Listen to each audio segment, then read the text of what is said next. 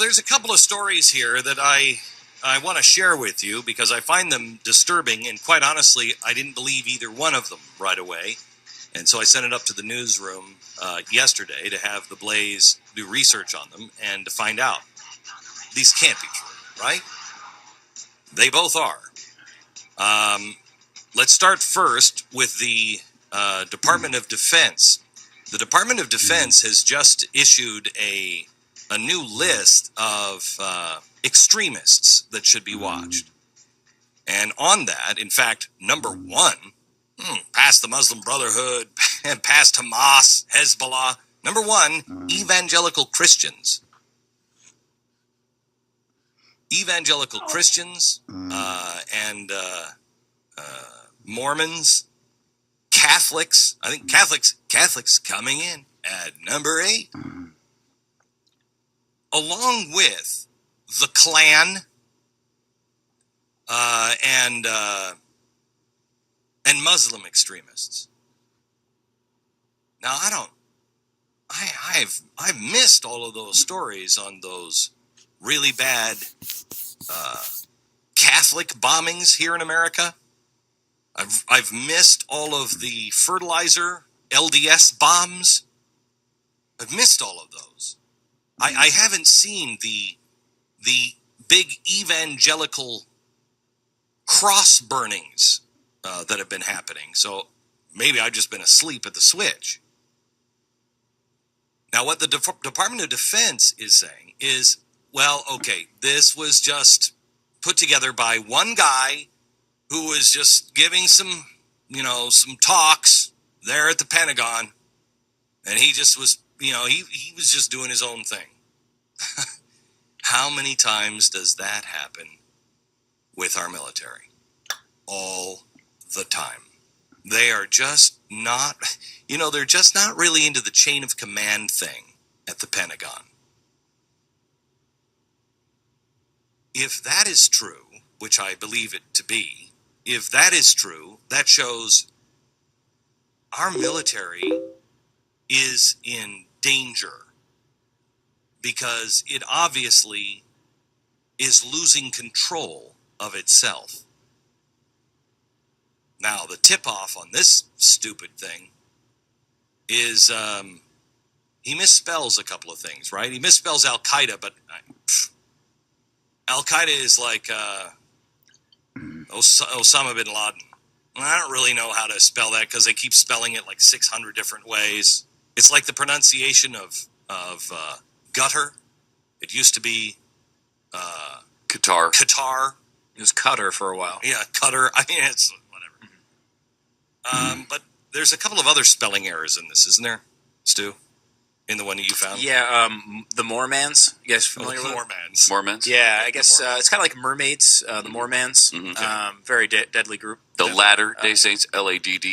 No, that's from another one. Is it? Yeah. Now, that's story number 2. Oh. Now, you heard the excuse from the Department of Defense. Mm-hmm. Let's ask the Colorado State Patrol what their excuse is. This one, I came back and I could not believe it. We called for a verification, and yep. Let me give you the article. When it comes to freedom, things are changing fast and for the worse in America, and it's happening at accelerated speed here in Colorado. Not only are laws being written at Mach speed to regulate, tax, and restrict individual freedoms, but ideas are changing amongst the Colorado citizens. Local law enforcement, in particular, are being put at a new crossroads and are being positioned to make some tough decisions about their duties. They will very soon be choosing between enforcing constitutional rule of law and new laws which contradict our constitutional principles and which make criminals out of innocence. April 5th, 2013, blogger Stephen Ale, A-H-L-E, received an email from Broward County, Colorado Undersheriff Ron Trowbridge. This is what the post read. I've recently received a letter from one of the law enforcement's finest. he had attended a seminar in which he was told to be on the lookout for Christians.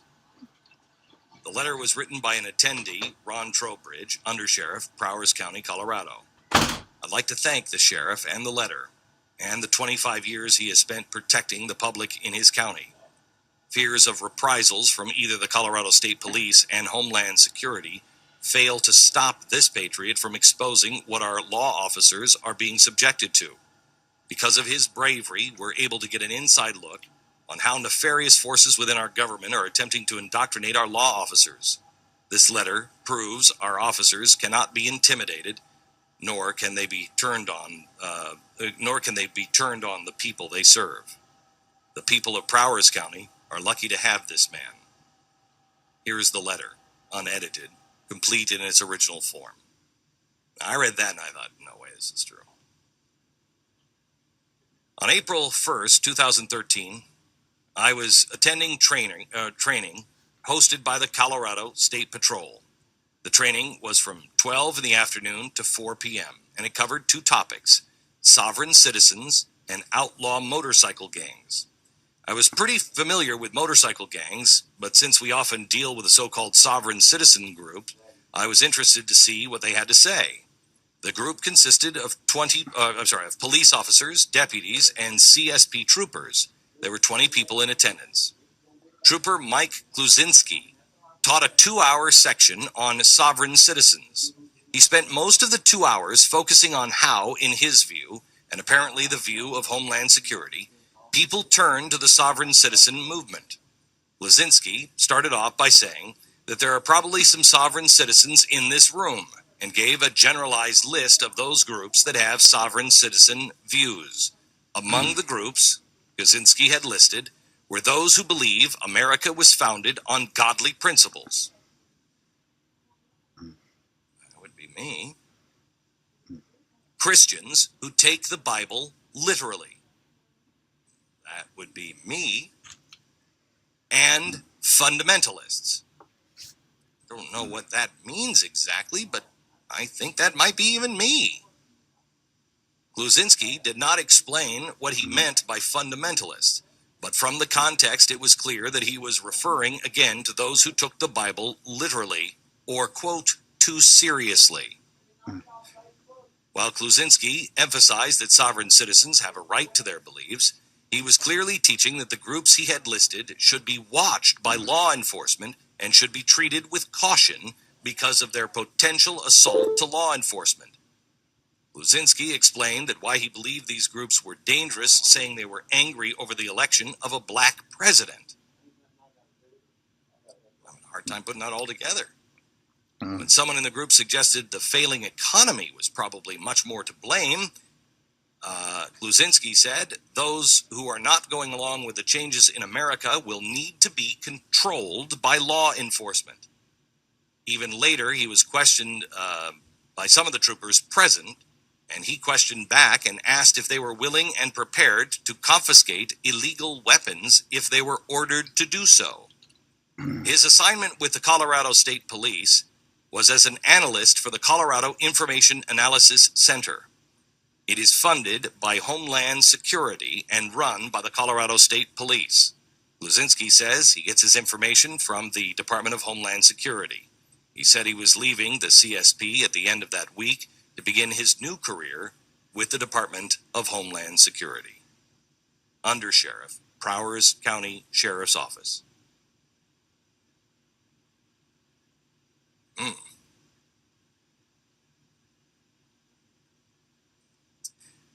As I said, I sent it upstairs to the newsroom when I got it. And I think my subject line was, "This can't be true. Please dismiss or verify." Yesterday afternoon, we verified that that is true. This is not something new. And if you believe it to be accidental, you are foolish. In Missouri, it was just an accident. that these groups were listed. Ron Paul, Tea Party members, people who had the snake flag. That was just a mistake. That was in Missouri State Police. We've seen it over and over again. We've seen members of this government refer to people as terrorists who are Tea Party members. We have seen celebrities say that Christians are as dangerous, if not more dangerous, than Al-Qaeda.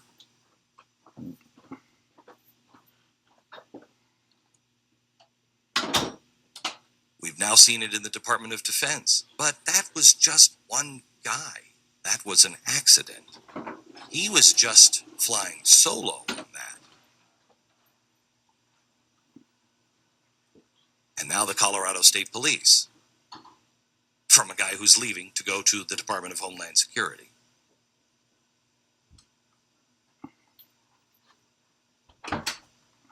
I ask you if you're a police officer. I ask you if you are a sheriff. I ask you if you are a service member to make your decisions now, because it will be a slippery slope. Have you ever listened to Tea Party people? Have you really listened to them? Have you listened to what they're saying? Have you ever interacted with them? If you're a police officer, I can guarantee you that if they've ever had a rally in your town, you've not had a problem with them. I can guarantee you, if you're honest, even if you disagree with them politically, you have seen a group of people just exercising their First Amendment right to assemble and to speak their mind. And they most likely have treated you with uber respect. And they've treated your town. They've treated its parks. And they've treated our country and our history with respect. And you compare that to Occupy Wall Street, and you compare that to what happened by the labor unions in Wisconsin.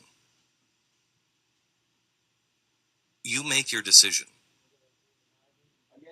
Are Christians who believe in the Bible, are they extremists?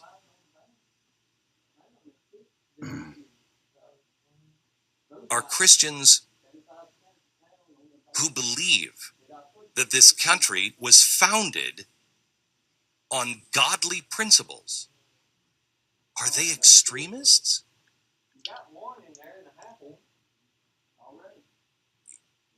You can disagree with it, but to believe that they're an extremist makes you an extremist, because you're disagreeing with historic documents. You're disagreeing with the writings of the founders, their own words. So you may disagree with them on why they founded the country, but you would be the extremist if you're denying reality.